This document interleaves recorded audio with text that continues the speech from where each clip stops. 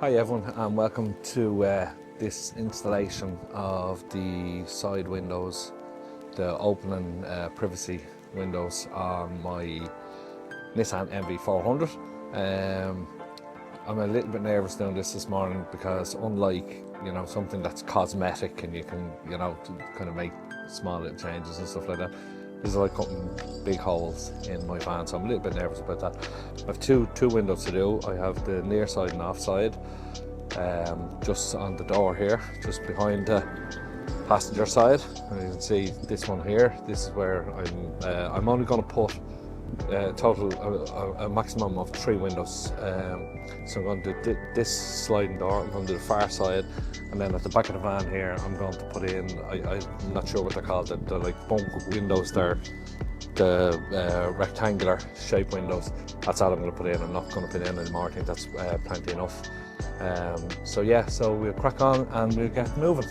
I've already measured this. I have basically measured the height and the width in this area here. As you can see, I've already marked it out.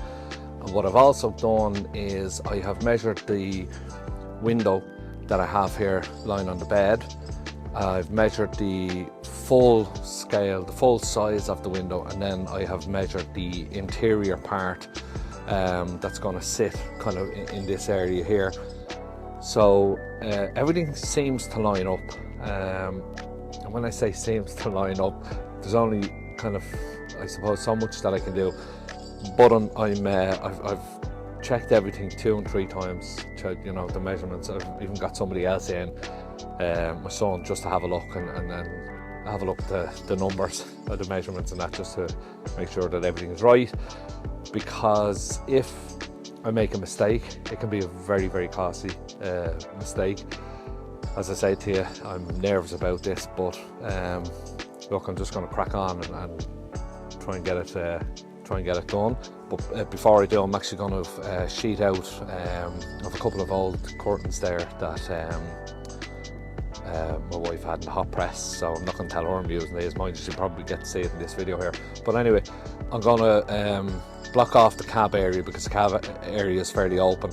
I'm going to be using a drill, obviously, to drill out the corners here, a jigsaw from the outside to cut around the flat areas, and I might have to use an angle grinder just to get this rib here off. So I'm going to cut a bit of a gap here, cut here, cut here, cut here and here, and that's allow for the jigsaw or possibly the reciprocal saw. I'm not sure which to use. I'll figure that as I go along.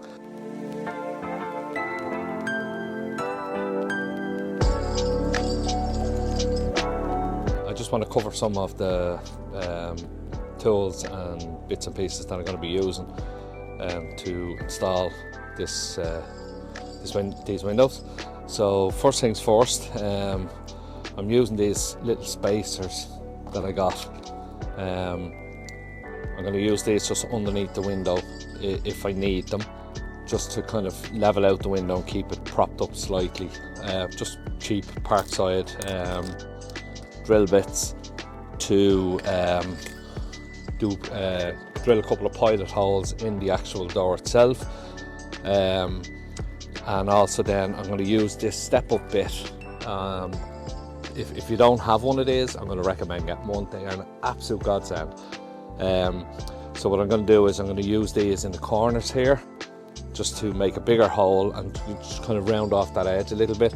I could have got other drill bits, but it means having to go out and buy more, and I have plenty of tools and I don't want to be spending more money. I'm trying to kind of keep the cost down as much as I possibly can. So I'm going to use this step-up bit, my trusty old drill, my DeWalt drill, absolutely fantastic. I'd be lost without it. And then I have this foil. I don't know whether to use this foil just to take away any of the metal shavings or bores that are going to be left behind after I drill and cut out the panel here. I may use this, I may use the angle grinder, I'm not quite sure yet. So yeah, something else I picked up was 2 of these. they're perfect for holding the glass in place. They were actually very inexpensive. I think I paid €12 in screw fix, or €15 or something like that each. They're not expensive.